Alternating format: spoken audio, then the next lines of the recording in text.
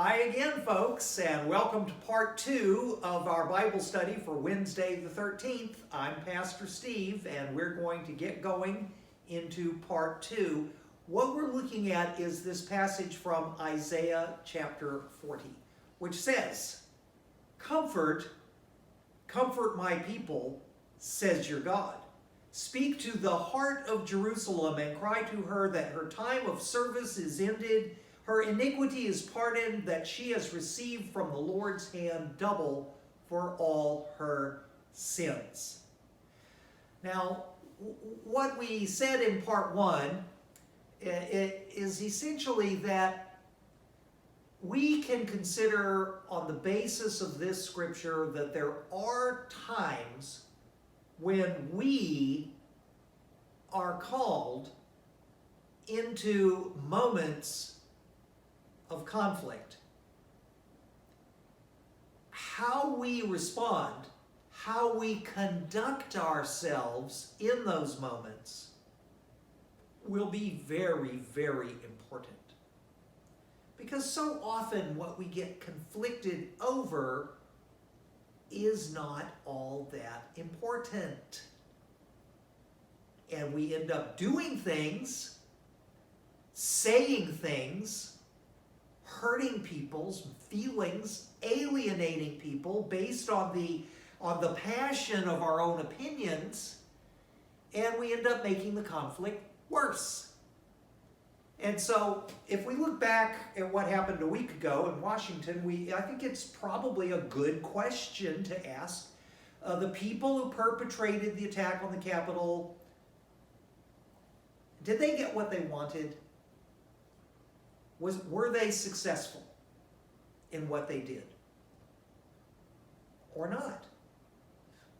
Well, from where I sit, getting arrested is a bad thing. It's what I would consider to be a negative outcome. But it goes on because you see what generates out of this type of behavior is increasing, expanding vortexes of acrimony.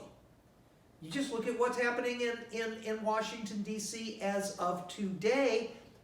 We could call it, and I think this is accurate, regardless of which side of whatever you happen to be on, a vortex, a whirlwind of acrimony.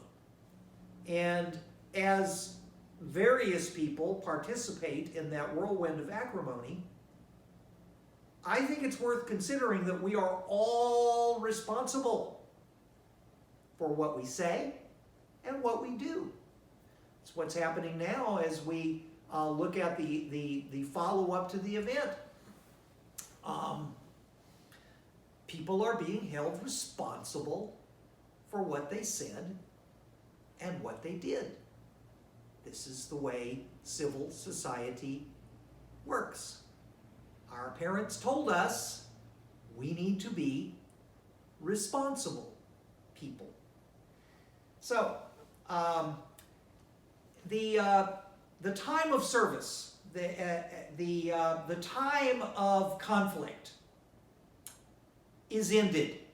Now, that's where what we do there is, and this is a very important ingredient of faith. In faith, we can cast our mind forward into the future, and we can see this situation as over. And I think that's really very important, because when it's over, how do we want to be remembered? You see, for what do we want to be remembered? So her warfare is ended, her iniquity is pardoned. You see, forgiveness is that way. Forgiveness. We have to forgive ourselves. We have to forgive each other. Eventually, we're going to have to let this thing go. And we're going to have to move on with the business of running our country and our civil society. A voice cries, In the wilderness, prepare the way of the Lord. Make straight in the desert, the Arava is the desert, a highway for our God. Every valley shall be lifted up, and every mountain and hill be made low. The uneven ground shall become level, and the rough places a plain. And the glory of the Lord shall be revealed, and all flesh shall see it together, for the mouth of the Lord has spoken. So, the wonderful truth that is being revealed here is that in time and over time, the world changes. Everything changes. It may not change as fast as we want it to. I am very interested in a scripture in Matthew where Jesus basically says, if you had the faith of a grain of mustard seed, you could say to this mountain, be picked up, rooted up, and cast into the sea. Well, that's a very interesting analogy to me, because if you want to cast a mountain into the sea, there are several ways to do it. One way is to wait. Because what happens to mountains, all mountains, Mount Everest even, the Himalayas, the Rocky Mountains, the Sierra Nevada, the Appalachian Mountains, whatever mountain you want, what happens to them? They go into the ocean, just as steady as can be. In other words, it takes time, patience, you see. The other way to cast a mountain into the sea that I know of is one spoonful of dirt at a time. Again, you see, it's about it is about the way the world evolves and the way we perceive that evolution of the world. Now, the problem we run into, and it is a problem, and I mean, it's a terrible problem, is that we don't want to let the world be what the world is. We don't want to let the world do what the world's doing. We want to jump in there and do it ourselves. Just jump right in there. And I spoke about this in my message last Sunday, which was entirely too long. If you go through that rather lengthy diatribe that I posted last week, you will find within there a mention about revolution and revolutionaries. And this is based upon seeing these people, deciding that they are going to single-handedly change everything. Everything.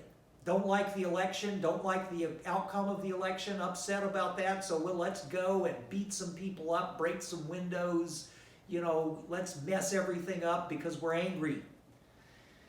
Okay, angry men have done this for centuries, in all kinds of places, in all kinds of ways.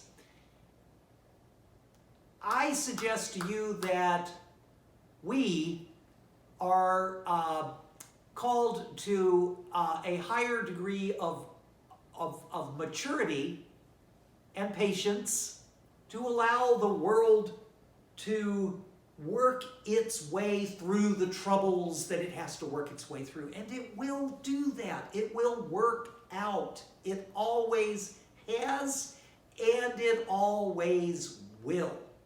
Even if there are detours of this kind or that kind where the political atmosphere goes some direction that we don't like, with patience and hope and faith, it works out. It actually works out very well in time. In time.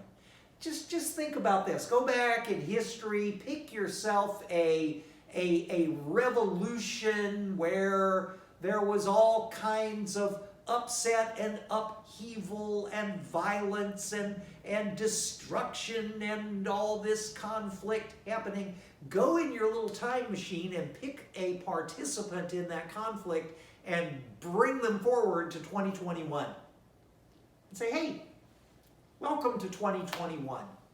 Look at the world. And we go, wow, this is neat. You mean I can get in a car and it'll take me where I want to go? You say, yes, it will. You have to drive it, but yeah, it will. You see, things work out. They really do. They work out, and they can work out amazingly well. So we are not the ones who have to take it upon ourselves to fulfill the revolutionary promise of Isaiah 43, 4, and 5. We witness that. We're not the ones who, do the process, the work of evening it all out. So, coming up now in the next part, I'm going to go ahead and look at verse 6. All flesh is grass, and its beauty is like the flower of the field. The grass withers, the flower fades, when the breath of the Lord blows upon it. Surely the people is grass. So what we're going to do is going to pause and end part 2 at this point, take a little break, and then what we're going to do is pick up with part 3.